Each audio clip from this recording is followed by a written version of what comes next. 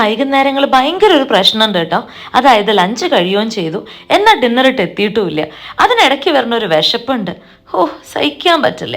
ആ സമയത്ത് കഴിക്കാനുള്ള ഒരു കിഡ്ലൻ സാധനം ഉണ്ടാക്കിയാലോ? ആദ്യം കുറച്ച് ആൽമണ്ട്സും കാഷ്യൂസും പിസ്തയും പിന്നെ ഒരു ഭംഗിക്ക് പീനട്സും കൂടി ഇട്ടൊന്ന് ഡ്രൈ റോസ്റ്റ് ചെയ്തെടുക്കുക.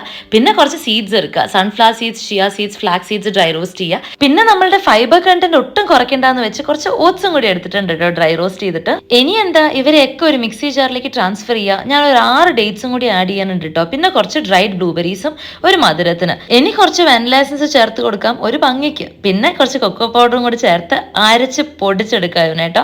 ആഹാ, നല്ല മണമുണ്ട് കൊക്കോ പൗഡറിന്റെ ഒക്കെ. കാണാൻ നല്ല ലുക്കായിട്ടില്ലേ?